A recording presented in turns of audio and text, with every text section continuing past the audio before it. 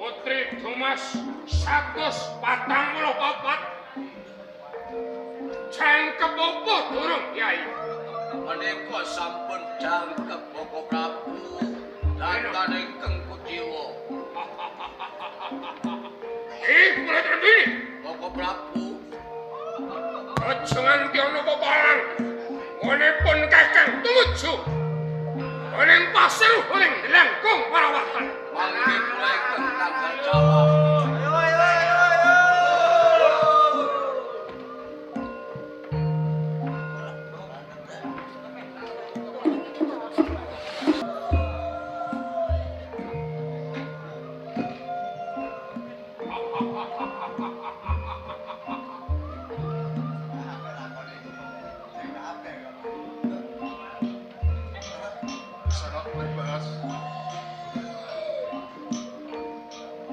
Wes kasmediake ana ing dalem prapatan.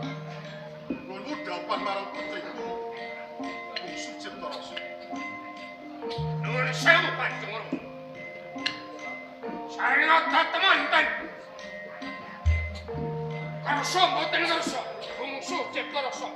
Kathah pasok datang suku kula. Kewajiban masuk marang sukule kisaran pribas.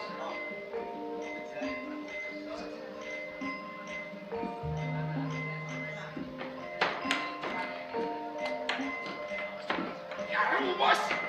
Yeh. Katamu ini ketagi biar ketagi. Ah. Hai.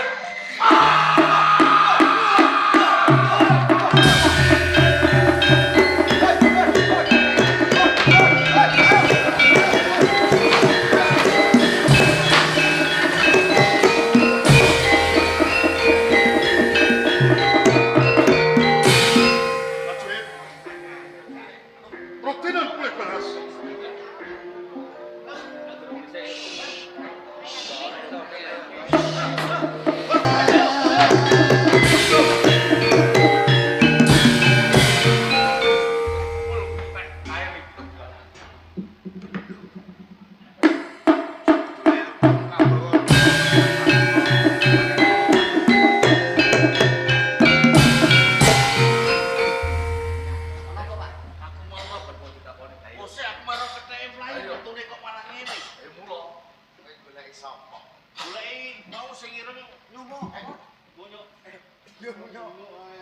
Ora ana wong sing mung kejebak. Lho mangono buntute kok. Iki ya ana buntute. Lah buntute sing ndi? Buntute tak leker. Buntute manggon ngarep. Takon sapa jenenge?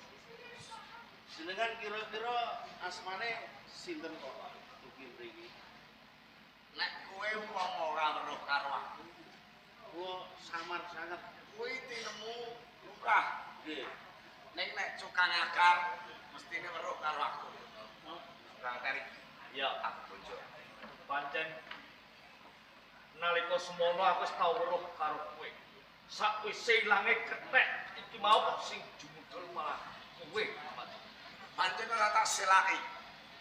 Panjenenganing lutung ora liya ya Kamandaka ya pangeran banyak tantra.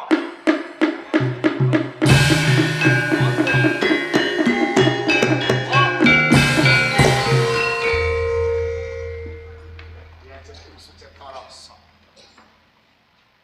Lagi kok malah jebul wis sambung kawan kadangmu. Ciptarasa. Injih, Sejatine sapa bawahan ya? menika Kakang Kamandaka Rama. Apa panjenengane lutung kuwi mau? Injih Rama. Ora ngira bar pisan yen menungso kok iso malih dadi lutung, iso ngganggu marang putra Ciptarasa. Sapa sejatine? Keparenga kula badhe walaka paman. Yekti Kamandaka Nggih, kewan lutung menika kula. Dah. Yen to panjenengan kersa mastani. Kula pangeran banyak tantra putra saking Pejajaran. Kowe banyak kontra.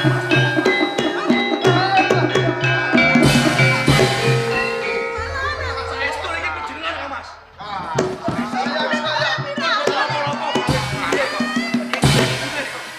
Nyapa ke jebul ibu, Pak? Kowe iki sapa? Bapamu iki mono ibune. Bojoku padha rangkul-rangkul Mas piye? Bojoku. Ngawur wae. Bojol. Lah, sing ngeteno dhuwitku yo iki kok mbok akoni bojomu. Tak kamplenge lho iki. Iki garwa Nalendra. Kowe Ratu Pejajaran. Kowe iki rumah sani ngetengi iki. Ora rumah sani ngetengi kok ngakoni bojomu. Wah, semane. Aku bojone kenapa? Kok diakoni bojone wong iki kok.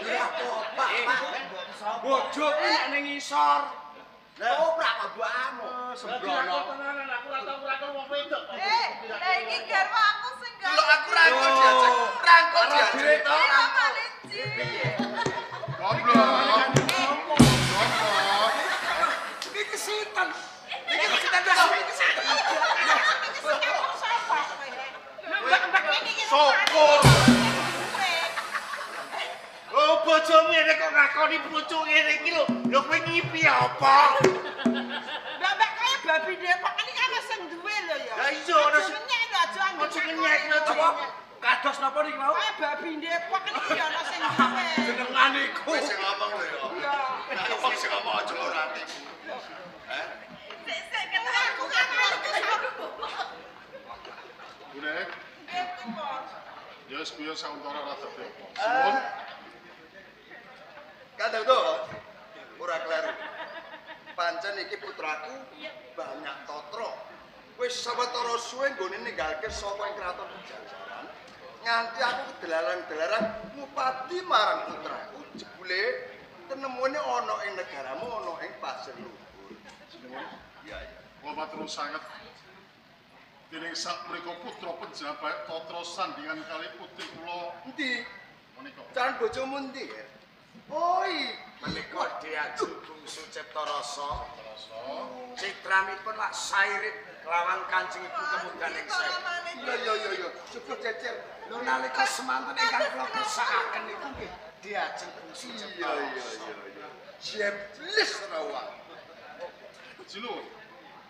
Ada tuh. Sak sampun nandhung katresnan sami remenipun. Sak menika kula badhe maringi palungguhan dhateng putra panjenengan oleh banyak tatra. Minangka Hadipati wonten ing Kabupaten Pasir Luhur, monggo sak menika kula pilih wonten ing pendhapi aku. Ing mangkipun legah minangka ngayo mas. Oh, no, sautara bodho berengan ana ing Pasir Luhur.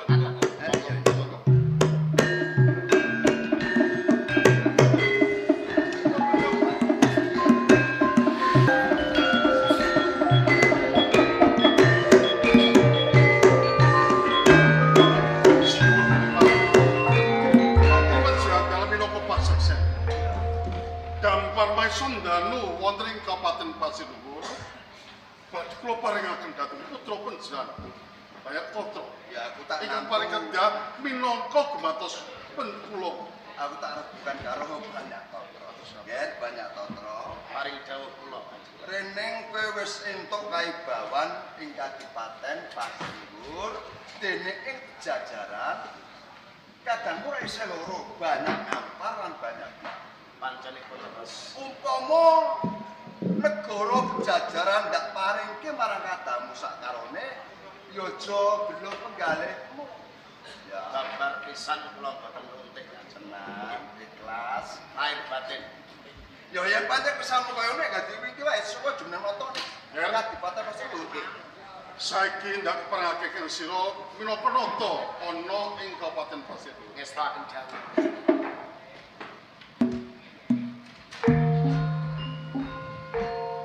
Kene garbane luhur kene.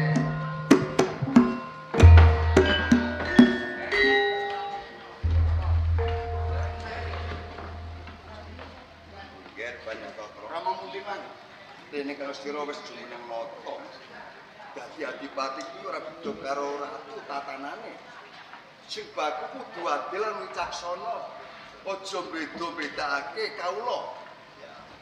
Yen entuk apa wae kudune sing adil. Aja timbang cite bang siladan. Ngaten sedaya lekasipun Kanjeng Rama munding wangi badhe kula tanam wonten salebetipun sanubari. Iki ngene kadangdo lan putra banyak nampar putra matu burene Bu jago wong tuwa seorang mujekno karo putramu wis jumeneng mlata wis ana paripurna lakon iki ya nanggo ene ana kekurangan jaluk pangapura karo Bapak Lurah sak keluarga ayo padha mat sinamadan donga dinonga rampune balik to Pak Agung Budaya insyaallah wargane Bapak Lurah manggih ing Karakayon adoh saka bilai cendak ing keselamatan padha gagas waras amin rezekine malimpar wah amin syukur bagi besok kanggo tindak ing Mekah amin kaji wajibane Bang Islam ayo padha njaluk pamit nek ana kurang njaluk pangapura dungane yo selamat senagap yo selamat sing ditangga wa kita wal hidayah warinto wal inayah assalamualaikum warahmatullahi